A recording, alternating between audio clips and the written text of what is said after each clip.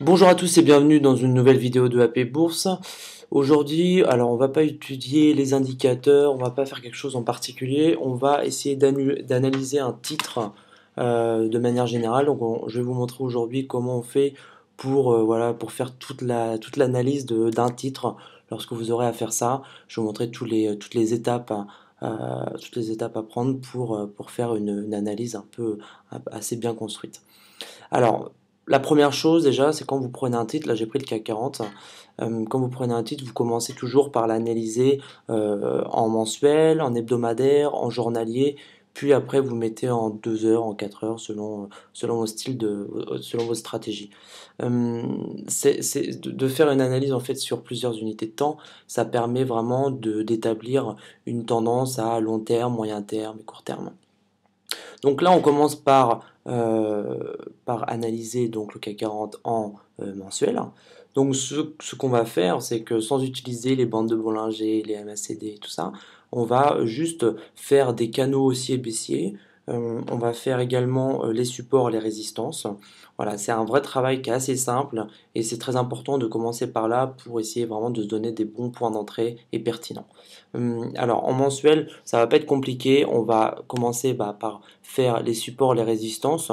Donc vous prenez, alors pour les tracer en fait, il suffit juste de prendre des points, enfin une ligne de prix où le graphique a été voilà, à plusieurs fois rebondi sur ce même prix.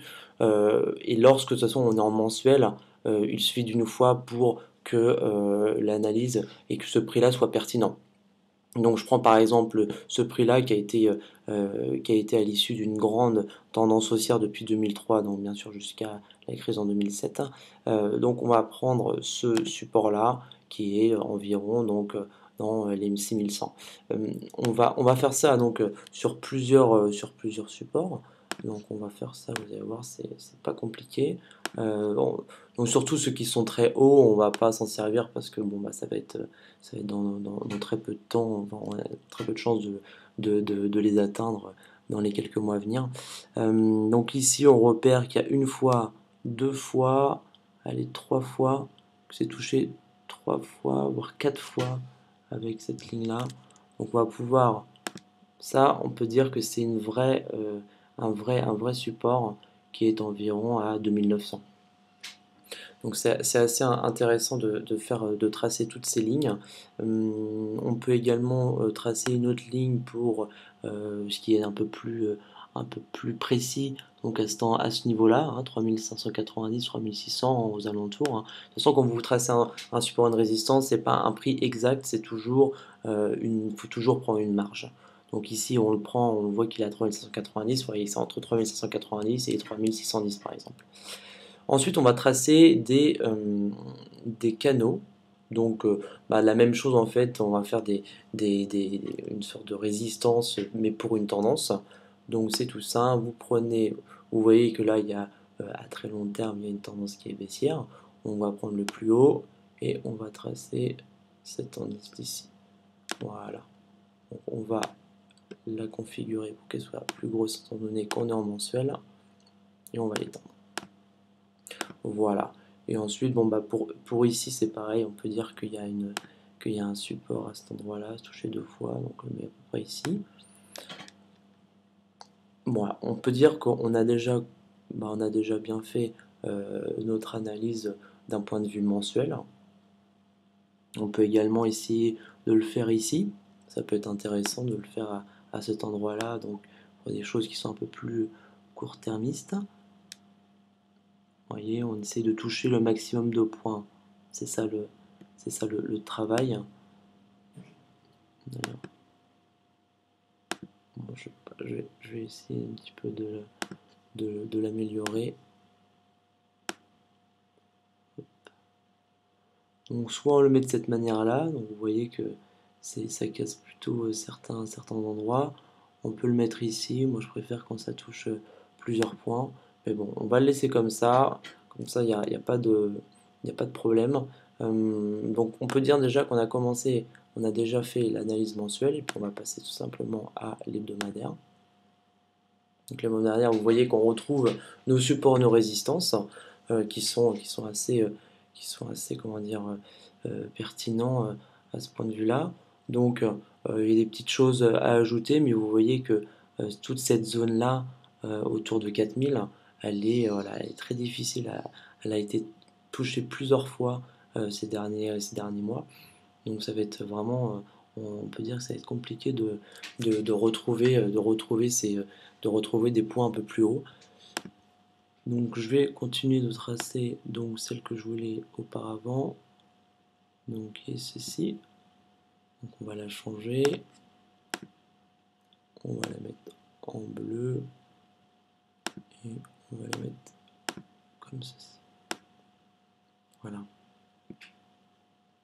Donc vous voyez que quand elle est étend, hop, on peut voir une espèce de triangle déjà entre 3600 qui va casser les 3600. Donc lorsqu'on est en tendance haussière, ce triangle-là, il est normalement cassé à la hausse pour rejoindre des points plus hauts et d'autres objectifs.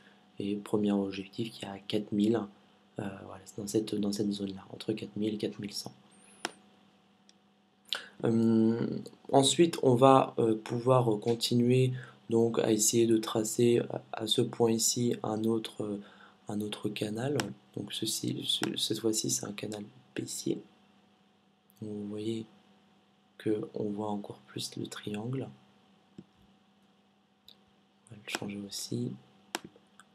Changer de couleur, on va le mettre en rouge. Donc ça va être des points, beaucoup de points qui vont se rejoindre. Donc vous voyez que le support, la résistance, si ça continue de monter, il y a très forte chance que ça aille ce point-là pour casser ce point-là. Donc le point 3600. On continue. Alors en daily, on va prendre un petit zoom. Donc ce petit zoom, eh bien vous voyez que là il y a une belle tendance haussière. Tendance haussière qu'on va montrer comme ceci. Je vais le prendre comme ça. Et là on a un canot haussier. Carrément un canot haussier.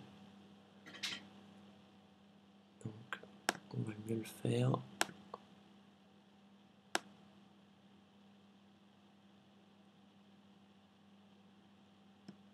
Voici. Celui-là on va le mettre en vert.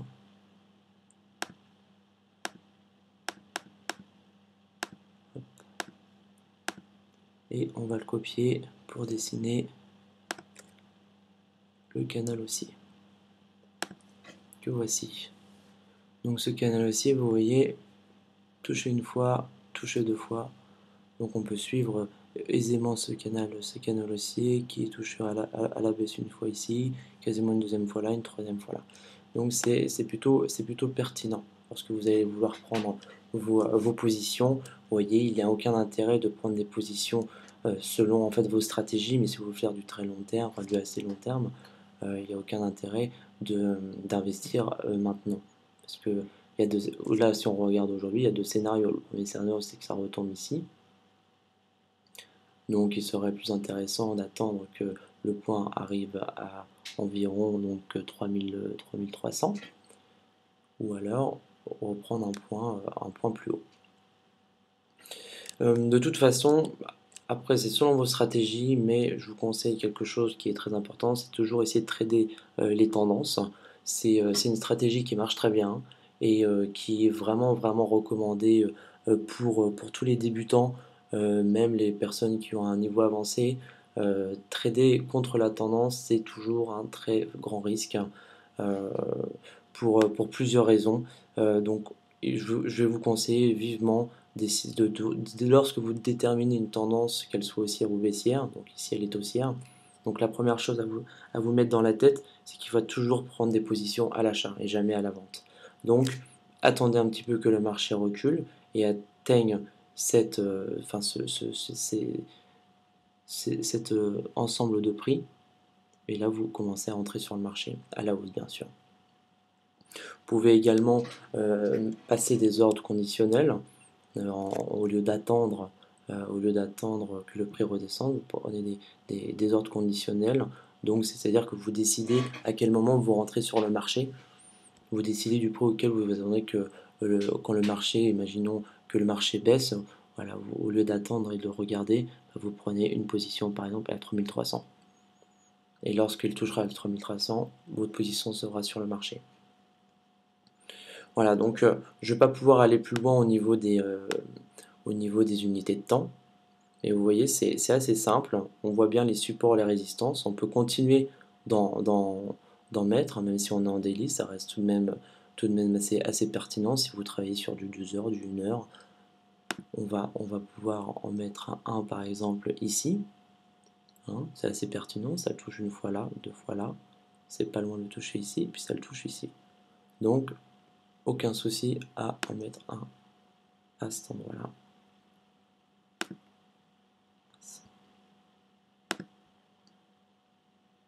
Hop. On va le configurer un petit peu, on va essayer de le changer. On va le mettre en cette couleur-là. Voilà. Et on va le copier pour essayer de trouver d'autres points. Donc ici on avait un premier point qui était intéressant. Il faut que j'observe un petit peu quels autres points. Donc après, bien sûr, il y a ce point-là. Donc après, c'est à vous de voir de manière vraiment assez précise, de trouver des points. Donc ici, c'est pareil, une autre zone de support, 3450, dans les environs. Lorsque vous allez tracer des supports et des résistances, comme je vous ai dit tout à l'heure, faut les mettre de manière quand même assez précise. Il faut toujours se dire qu'il y a une marge et que le marché il réagit de par la confrontation des acheteurs et des vendeurs et que c'est pas automatique. Donc parfois il peut y avoir c'est là où en fait on remarque qu'il y a des faux signaux. Donc des faux signaux, par exemple, il pourrait tomber là et c'est allé tellement vite qu'il est allé jusqu'ici et ensuite c'est pour repartir. Donc il faut vraiment se dire que c'est sur une gamme de prix où il faut rentrer sur le marché et les supports résistance sont pertinents sur une certaine gamme de prix. Donc je ne vais pas vous dessiner toutes les supports résistance, il y en a quand même suffisamment. Donc par exemple, si vous voulez rentrer sur le marché, il y a un bon prix, donc ici vers 3344, 3440. Donc vous voyez, il est vraiment pas très intéressant de rentrer aujourd'hui sur le marché dans la mesure où on est vraiment, voilà, on est dans une zone où d'attendre que le marché bouge euh, et de rentrer ensuite sur le marché. Donc vraiment, soyez patient, vous avez vraiment le temps, donc prenez vos distances, réfléchissez, étudiez bien les choses, analysez plutôt que de vouloir rentrer tout de suite sur le marché. Voilà, c'est un défaut qui arrive très régulièrement chez les débutants qui veulent investir sur le marché. Voilà, surtout soyez patient. Il y a beaucoup d'opportunités à prendre. Là, j'ai fait cette analyse-là sur le CAC 40. Vous allez souvent retrouver des titres d'actions, même sur le Forex, ça va être la même chose, où il y aura des paires de devises qui ne seront pas très pertinentes, qu'il n'y aurait pas beaucoup d'opportunités, la tendance est pas très jolie. Donc voilà, il faut surtout pas se fermer à un actif, à un titre. Il faut vraiment essayer de regarder partout. Et vous voyez, cette analyse-là, je l'ai faite, ça dure 10 minutes, vous faites ça sur plein d'actifs et vous allez très vite repérer, vous enregistrez surtout bien votre graphique et vous allez repérer à un moment que voilà, une opportunité va se présenter. Voilà, comme ça, c'est comme ça qu'il faut un petit peu travailler. Et ensuite, vous mettrez vos indicateurs techniques, ceux que vous préférez, donc RSI, stochastique, vraiment selon vos préférences. On a des vidéos qui présentent tous ces indicateurs-là, donc n'hésitez pas à les visualiser et nous poser des questions si vous en avez. Bon, ça va être tout pour cette vidéo-là. On va rester donc connecté sur les groupes Facebook, donc n'hésitez vraiment pas à revenir vers nous si vous avez la moindre question. On est là pour ça, on est là pour vous accompagner. Donc voilà, n'hésitez pas. Merci et bon trade à vous. Au revoir.